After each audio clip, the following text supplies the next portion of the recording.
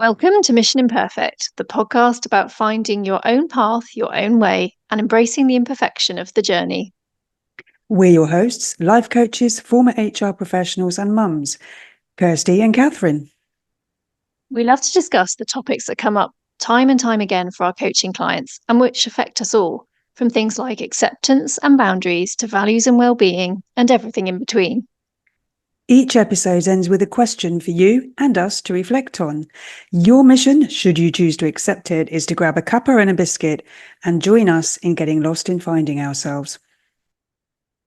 Welcome to another episode of Mission Imperfect. Today we are talking about how we see ourselves, or to put it a bit further, the impact of self-image. So, Kirsty, tell us a little bit more about this as our topic for today. Oh, this is something that I've often thought about, and I suspect most women probably have, perhaps men too, but the beauty in the advertising industries know just how important the impact of self-image is, and they focus so much on women, don't they? And you know, the way we see ourselves, the image we have of ourselves in our own minds of how we look, of how we appear to others, that has such an effect on how we feel, on how we feel about Yeah. ourselves, and on what we do, what we feel that we can do, that we're even allowed to do. And it's, the level of confidence you have gets so influenced by how you feel you look. I mean, if you've had those days when you look in the mirror and think, you know what, I like how I look today, that the boost you get from that and the way you feel about going into the office or meeting your friends or whatever it is you're doing is totally different to when you look in the mirror and go, oh, I look like that still. And Yeah. it's a game changer, isn't it? And then there's all the time and the energy and the money that we spend on our looks. And that might sound like a vanity thing about, you tend to associate with people who feel good about their looks and are putting a lot of investing a lot into maintaining those looks and protecting them. But I think it's often the case that people who are very unhappy with their looks spend a lot of time, a lot of energy, a lot of money trying to change them. At least Mm. I hope that's true, because otherwise it's just me, and that's a little bit sad. But I mean, I've spent so many hours faffing about in front of a mirror, just trying on clothes, adjusting them. And if I wear the waist just a little bit higher, tuck it in that different way, does it make me look the right shape? And how much money have I spent on miracle products that are supposed to suddenly, I don't know, make me radiant, or my hair's going to be all shiny, or my eyelashes are going to look like dead spiders are trying to escape from my eyes, or whatever it is. And then there's the energy that you spend on trying to avoid having a picture taken. Or if you do get into the situation where you have a picture taken, these days you can spend hours and hours trying to edit it and touch it up and make it look right. Or you can, certainly as used to be the case when it was a hard copy photo you ended up with, or if it's something that somebody else has sort of shared of you online, whatever, looking and going, oh my God, look how awful I look. I mean, how much energy can you devote to identifying all your own flaws in a picture that has been taken? As I said, I'm really hoping that's not just me and that other people can relate to Oh, all that. I'm sure it's well, I think we can, it's you and me at least, So I think Thank we're you. Thank you for that. 100% for the people, present here for this conversation. But you know what's really sad about that really made me think it's not, it doesn't reflect on just what we look like. We make it mean more than that. You said at the beginning, it affects how we feel, and then that affects what we do. So Mm, it skews our thinking to be more than this is just what I happen to look like. It's like, well, this is therefore perhaps what I am capable of. So, for example, this idea of ugliness being on a sort of par with stupidity, yeah. it's like that we make the meaning more than it actually is. And it's really quite sad, isn't it? Because you're right. Sometimes when we think, oh, I look all right today, it does give us that strange boost, doesn't it? Probably in other areas, we feel a bit more competent and capable and can do things, as opposed to the day when you look in the mirror and you think, God, I look like a sack of crap. And then it puts you on a downer and you Yeah. don't feel so positive about what you're capable of. And yet you're still the same person with the same capabilities, regardless of what you actually look like. And that's quite sad. And what you're saying about the people who perhaps spend the most time like really trying to fine tune their appearance, I think you're right that underneath a lot of that's probably deep unhappiness about how they look and a lot of insecurity that can have a far more deep reaching impact than just the sort of physical. This is the basically it's the package that you're in, isn't it? If we're being really honest, Yeah, it's like the packaging that you are presented in, but we put a lot of sway onto it, don't we? we do. And I guess we know that first impressions matter, that however hard we try not to, everyone makes Mm. that sort of snap Yeah. judgment unconsciously based on how someone looks. It doesn't mean that's what sticks. I think that's important. It doesn't mean that that's never going to change, but we know we do it. So if we look in the mirror and we don't like what we see, then that's the assumption we're making about what somebody else is going to see. And what you said about that, ugly getting correlated to stupid, I think that idea that we are unattractive, it's not just about our looks being unattractive, is that we don't attract what we want. We don't attract the right people. We don't attract the attention we want. We don't attract the things in life that we want, the good luck, whatever it is. That Mm. whole idea of being unattractive, it goes beyond the physical, doesn't it? Yeah. But then here's the thing, what we see in the mirror isn't reality. That's not an objective reality. If indeed there is such a thing as an objective reality, but that could be a really big tangent, and I've been listening to all the wrong podcasts. But anyway, what you see in the mirror isn't that objective reality of your appearance, it's an idea of yourself. We what you see, your reflection as you see it, that has been as filtered and edited as any of those sort of casually glamorous sort of social media images of celebrities that you see. The difference being that we've done it unconsciously and we've done it to our own detriment rather than to make ourselves look better. Yeah. And that's the real sting in the tail, isn't it? Because it's funny, I think I look in the mirror and I see exactly what I look like, but I'm noticing immediately all the things that I don't like, all the things that are Yes. wrong in my humble opinion. And yet I'm doing that.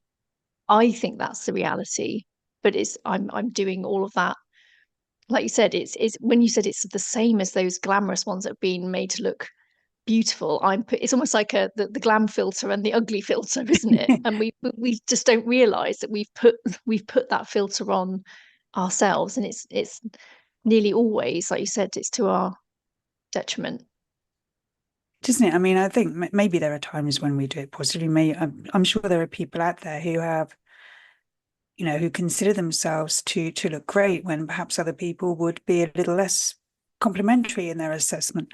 But good luck to them for that. I hope there are people out there, and I would like to be one of them one day. That's an aim. But I think the filter that we use most often when we are looking at ourselves is that of rejection.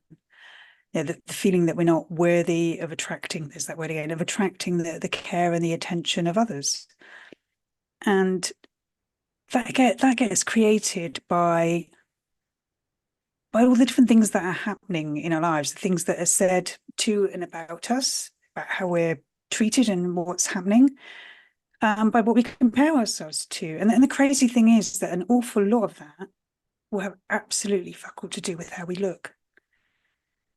I mean, the things that people say to us and about us, okay, sometimes they're appearance related. I mean, Mm. far too many of us will be able to relate to the idea of, the childhood bullies who call you names, excuse me, based on your appearance. And unfortunately, there are those sort of abusive partners who will insult their partner's appearance in order to maintain control and influence. But mostly people do not walk up to you and go, "Geez, you look shit Yeah, today." we hope It's not. God, you're ugly, aren't you? Has anyone ever told you that before? Yeah, that tends not to happen. Most people do not actually comment negatively on your appearance on on anything like a frequent basis. But some people do comment on your appearance, and even I think even family teasing, when you were a kid, and there might be the jokes about how you were a really fat baby and toddler, or maybe how you're the really skinny teenager, or there's certainly the jokes about all the unfortunate outfits and haircuts you had during your formative years. And they're not meant unkindly in any way usually, but they all start to plant that seed of self-consciousness, the idea that there is something wrong with the way you look, that you don't get it right, that you don't look right somehow. And it is not meant to hurt. And people can just say things casually to you. They'll use a word to describe you that is a word that sort of has some kind of negative connotation for you. They might comment on a feature that they are genuinely mean objectively and are not criticizing, but you'll take it as a criticism. I don't know if somebody says, I don't know, you have a strong jaw, or maybe you think, oh my God, I look like Desperate Dan from the Beano, or whoever it was. Whereas they just mean that they feel they've got a bit of a receding chin, and actually they're very envious of your jawline. Yeah. You don't know. So it's amazing what gets built up as creating that image of other people don't think I look good. And then that sense of rejection from how we're treated, obviously, there's all the big stuff that you can imagine, the relationship breakups, especially the romantic ones, but it can be friendships that go south, and family bust ups and so on.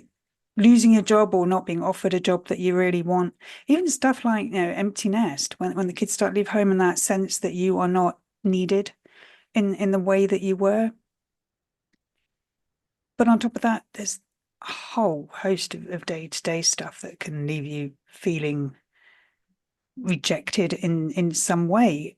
It's just when some of your friends meet up without you, you're not invited to a meeting at work that you think you should have been. You you dress up and your partner doesn't notice, or you've had your hair cut and nobody compliments you on it.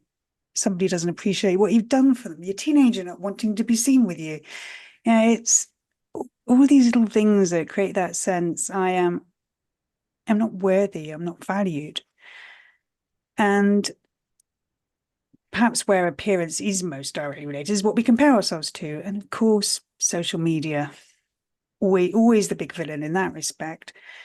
Even though we know how fake a lot of what we see is, it's still out there, isn't it? All those images of those beautifully painted and sculpted women that are nothing like us. And we are told, are what is beautiful, what is sexy, what is desirable. So by definition, we are not. But I mean, I am old enough to remember life before the internet. I grew up without it. Shocking, isn't it? But the same thing was happening then, just on a slightly different scale. There were the women in magazines, page 3 models, the women on screen. They all looked different to your average woman in the street, even back then, the 1980s. And even in the 1980s, the 1980s fashion, they look good. I wonder what we'd make of it now if we saw some like on the street 1980s fashion. But you see all that, leaving aside the 1980s and the perms, when you're seeing all that, when you have that sense that you are not being appreciated, that you are not attracting what you want in life and good things in life and the right people, and you see all these images of what apparently beauty and desirability and attractiveness is supposed to look like, and you end up so focused in on the ways in which you don't measure up. So what you said, you look in the mirror, and even if you think you look okay, it's probably in the context of, oh, my hair's not doing that thing it does today. My belly doesn't look as bloated as it usually does. That foundation has helped my skin. There is even when you allow yourself to see something good, you often still see it in the context of your flaws.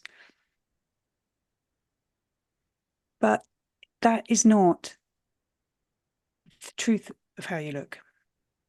And if you don't believe that, I would invite you to think about somebody you've met who you think looks great, but then you find out that they hate their looks, that they're deeply insecure about how they look. And I've had that so often when I've met women that I think are gorgeous, and then in getting to know them, they turn out to be just as insecure as I am. But how can you be? You look amazing. And they don't see it.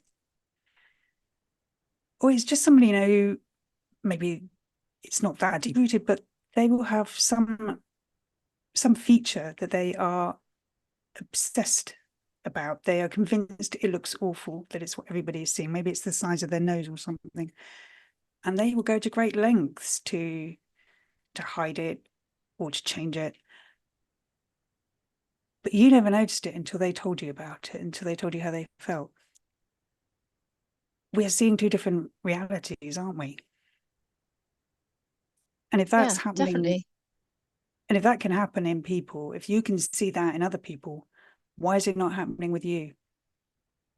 I think that's the million dollar question, isn't it? Because I think it's so true. I don't know why is it we can look at others so much more favorably. I mean, I guess we see ourselves every day, don't we? We can't escape ourselves. So I guess whatever we notice as being an imperfection, we were like, oh, there it is still the next day, Yeah. possibly worse, whatever it might be. But when we meet other people or we're interacting with other people, it's just not what's of concern. It's interesting, isn't it? It's not probably what we're focusing on. Like you said, we may not even notice this attribute that they've decided that they really dislike about themselves because you're interested in what the conversation is, or finding Hmm. out what's going on, or all those other things actually do matter. I suppose maybe mirrors are the enemy. Maybe we should just not have them so we don't have to worry about what we look like. There's a thought.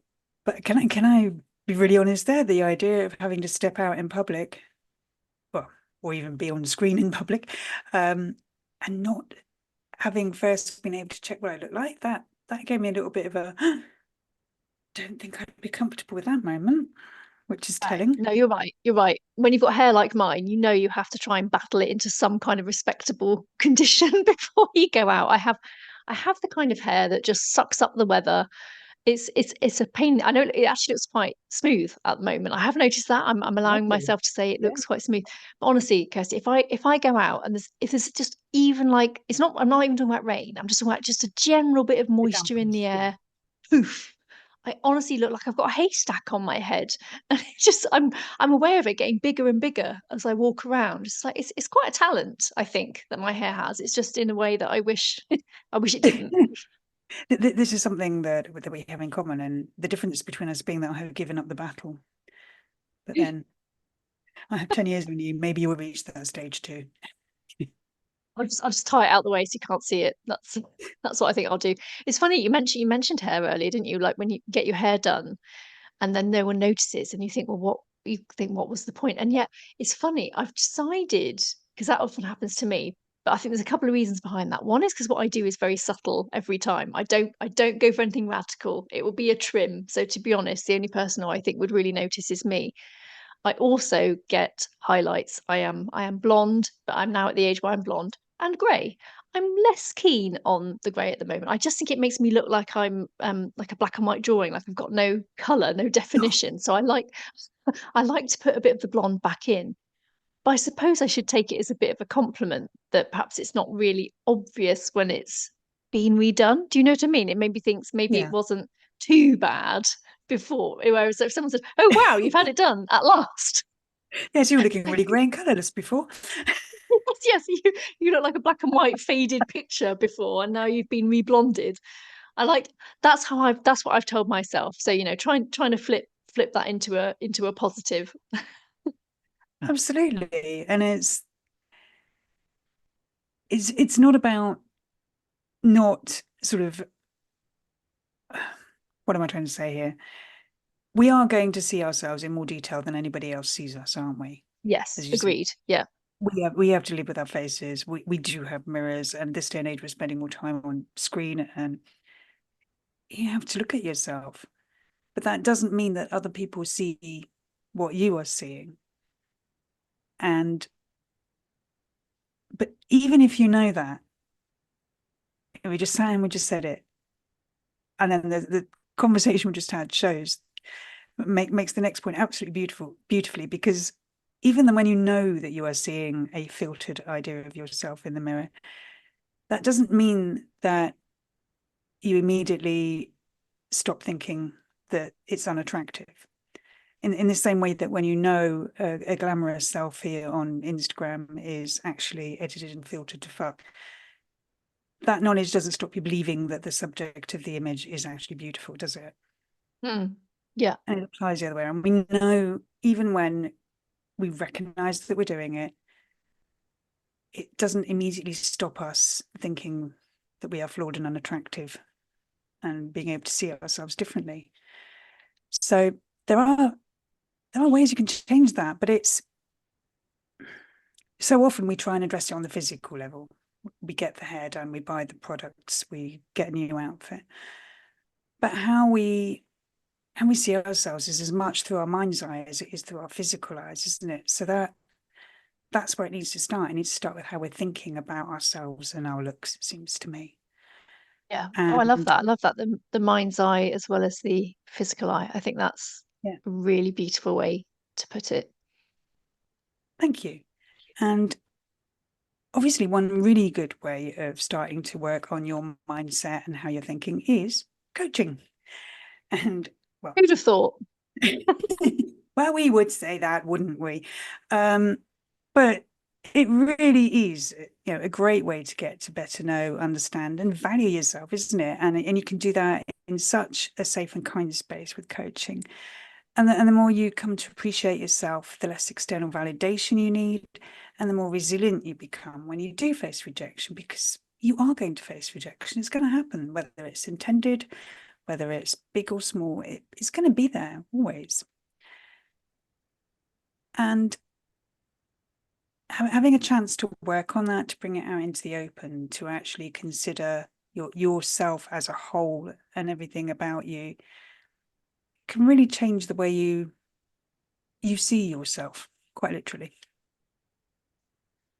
And as a coach, would you agree with that? Oh, definitely. Absolutely. And I think it's such an important point. It's not just about that physical eye. It's about appreciating all of you, and that being just a small part. I think it helps to sort of mitigate some of that sway that we'll put onto just physical appearance. And I think this is Yeah. also something that we can get a little bit more relaxed about as we get older. The irony is, of course, when we get older, we have probably more challenges to, as I've just spoken about with my hair. Yeah. It's definitely got worse as I've got older. The wrinkles, you know, the crow's feet, all of those things, we get inevitably more of those. But equally, this idea of being a bit more comfortable in our own skin, I think that's something that coaching helps give you, this idea of I am okay as I am, imperfections and all. I recognize perhaps Mm. everything is not as I would love it to be, but it doesn't matter because no one else is either. And actually, it's far more important who I am as a person, how I live my life, how I interact with others. You get to sort of downplay that significance on those superficial things that, if we're honest, yes, we'd love to look in our minds amazing, but it doesn't matter that much. And I think that's a bit of reassurance and comfort I think I found now in my 40s that I didn't have in my 20s. Absolutely. I think the older I get, perhaps the easier it's becoming to let go of the importance of looks. But I'm talking about that idea that the more we come to value ourselves as the whole person, what's on the inside, the more kindly we're like to look at ourselves physically. I think it's interesting that, again, I hope this isn't just me because it makes me sound really shallow, but I've met people sometimes when my first impression has been not particularly favourable on the physical appearance level. And yet I've noticed with some of those, the more I've got to know them and to value them, the more attractive I start to find them physically. The more I find beauty in the appearance as I get to appreciate them as a person. Yeah. That is So if so true. I can see it happening outside, then why wouldn't it happen from the inside? Yeah, definitely. I think that's absolutely true. I think if you meet someone who is beautiful but is like an empty, shell, there's no character, personality, intelligence, anything like that, they will become physically less attractive to you. I definitely believe that. And I absolutely believe the opposite, that slightly flawed person that has the amazing personality, the kindness, all those things, they will become more attractive to you as well. Yeah. And there's some people I know that I can even think back and think that first impression I had of them, I can't see what it was that I saw then. I Mm. see them completely differently as I used them. It's weird and in itself really quite beautiful. But man, so coaching is a brilliant way of starting to explore that.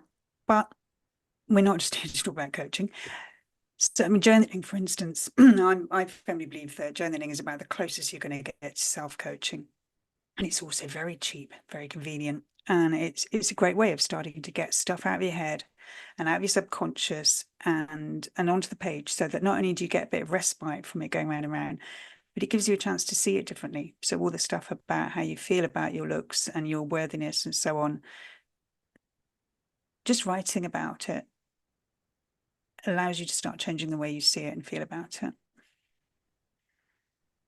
And of course, you can always benefit from other people's journeys and insights. I mean, I know we both believe that we have to find our own answers, that other people's answers can be helpful in pointing us in the right direction, but other people's answers are not ours. But you can benefit from what others have learned. And if they've started to hack a path through the jungle, it's kind of rude not to take advantage of it, isn't it?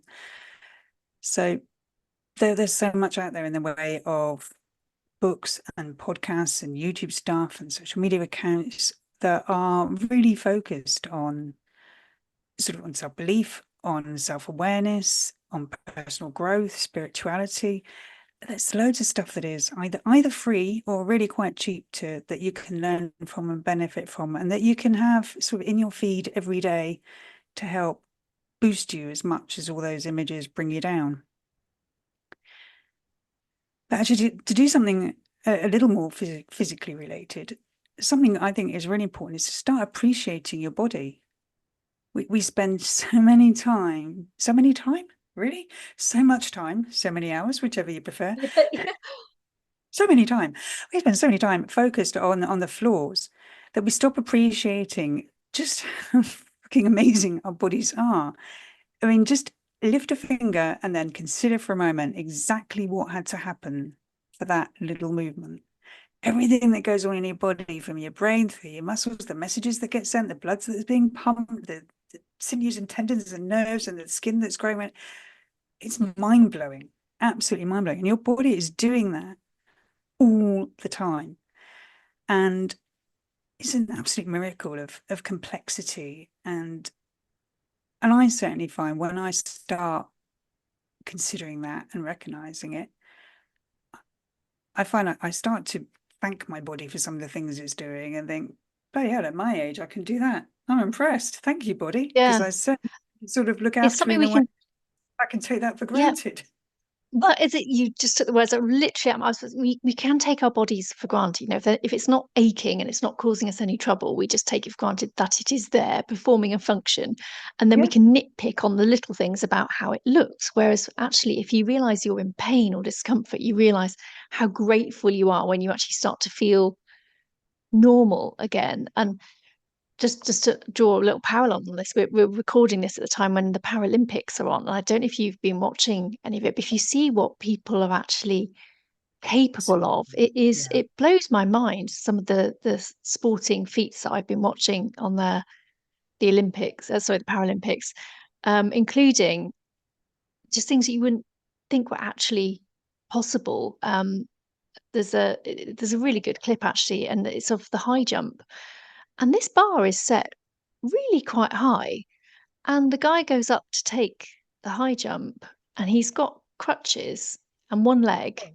And then he actually lets both the crutches go, steadies himself, and he has to do like hops up. And then he does the most incredible flip over the bar, and the crowd just goes wild for it because they just think, what an amazing feat. It blows my mind actually, just what the human body actually is capable of, stuff that you don't think it is. And it feels really superficial, doesn't it, to like nitpick on the little minimal flaws on the surface level when you realize what it's actually capable of, which is far more significant. And it keeps us Yeah. going for our whole lives. And if you're lucky enough to live to a ripe old age, it's something to be extremely grateful for, isn't it? Yeah, I mean, there are people in their 80s and 90s who go out running marathons, and you think, whoa, the body is absolutely amazing. And the more time you spend hating on it, probably the less time you spent actually caring for it and treating it in the way it really should be. And yet still it is delivering every day. Yeah. And Or in our case, perhaps stuffing it full of biscuits, whoops. is that not caring for it? Carrying it for on our own special way, perhaps. Sometimes it has carrots and apples too. Yeah. Feeling a bit guilty now. Thank you. But the Sorry. final tip, the final tip I would suggest is simply reminding yourself that not everybody is looking at you as much as you're looking at yourself. In fact, nobody is looking at you as much as you're looking at yourself. They are not noticing the things that you are noticing. And that can be quite liberating. So, I mean, we mentioned in a previous episode how difficult it can be sometimes to find the quotes. And I did struggle a bit with this one, but the first one I came up with is actually one that a coach I worked with a few years ago quoted at me. I am who I think you think I am. From Yeah. Charles Do you know Horton. what? I had to read that several times when you suggested this one. I was like, hang on a minute, can't actually compute what this one is saying. I think someone tried to put think, am, and I as many times as they could into a sentence, but actually, yeah, it's finally computed in my brain. This idea of perception being what we are seeing as possibly something different, isn't it? Yeah, we are putting, yeah, it's the idea we have of ourselves as other people see us. And yeah, when I first heard it, I immediately had to get it repeated so I could write it down. I think it actually took me about 3 goes to write it down. But it was, I am who I think you think I am. It's, yeah, it's a powerful one when you get your head around it. Yes. I just spotted one that I think is absolutely brilliant, and I think we have to mention this one as we've spoken about beautiful people and Mm. representations of them in the media. I love this one. Even I don't wake up looking like Cindy Crawford, by Cindy Crawford, which I just think was just absolutely brilliant. This idea that even one of It's, the most beautiful women in the world doesn't always look absolutely stunning. Although I'm yeah, sure she does, actually. and there we go. That's the assumption we make. She's Mm. been portrayed to us as beautiful, and we believe she's beautiful, even though we know that those images we see probably aren't true. I'd like to see her have a bad hair day. I just think, imagine when, because my images of her are probably back from, if I say the 90s, is that doing her a disservice? But she had this beautiful, long, slightly curly hair, didn't Yeah, she? I just think, wavy. I'd love to see, did it always look like that? In first thing in the morning, does she look like it's a bale of hay? That slightly makes me feel a little bit better. Yeah. She gets caught in the rain. How does that look? Yeah, we're probably going to find it still looks amazing, aren't we? Then we'd hate to. Anyway, and just to sort of summarize the last tip there, you will become way less concerned with what other people think of you when you realize how seldom they do. And it's from It's David brilliant. Foster Wallace. Which brings us to the question. And this week, the question is, what does the belief that you aren't attractive or aren't attractive enough stop you from doing, or maybe allow you to avoid doing? And for me, I have to say, probably stops me doing and allows me to avoid doing stepping out of my comfort zone. I've spent most of my adult life being about 2 to 3 stone overweight, and put that in inverted commas. And I spent a lot of time telling myself that I needed to lose weight before I could be taken seriously at work or do anything where people might look at me. I couldn't draw attention to myself because I was overweight. And that meant I didn't have to do anything that felt uncomfortable or risky. These days, when it comes to sort of promoting my business, as we both know, you end up being on social media to do that, and you're encouraged to use selfies and even to do videos and stuff. And I will still catch myself trying to get out of it by thinking things like, the sharing of the selfies, doing reels, speaking in public. That's what good-looking, charismatic people do. Nobody wants to see me doing that. And I still catch myself trying to get myself off the hook with that one. Yeah. And I feel you greatly on that one because I think it's a great question. And immediately I thought, I know what mine is. It's Yeah. going live. For example, I see my flaws, but deep down I also know Mhm. that's actually a little bit of an excuse. It's not my natural love language. I like to write. I also really enjoy doing this, but because this feels like a conversation between you and I, whereas if it was just me and I was talking and I knew like all I could see was my own reflection, I know I would find that much more uncomfortable. I'd start thinking, is that what I look like? Is that how I look Yeah. today? Pulling faces at myself as I'm doing it, that kind of thing. But there is something in this idea of when you're visible, you're obviously much more noticeable for people to pick up on your flaws. So therefore, if the opposite is I don't stand out, then no one can see those imperfections.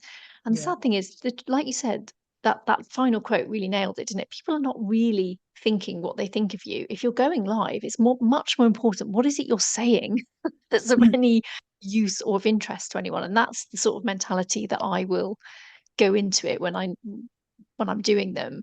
But I know I can use it as a bit of an excuse to not do it because I think I don't want to. I don't want to see myself today. I don't look. I'm not having a good day.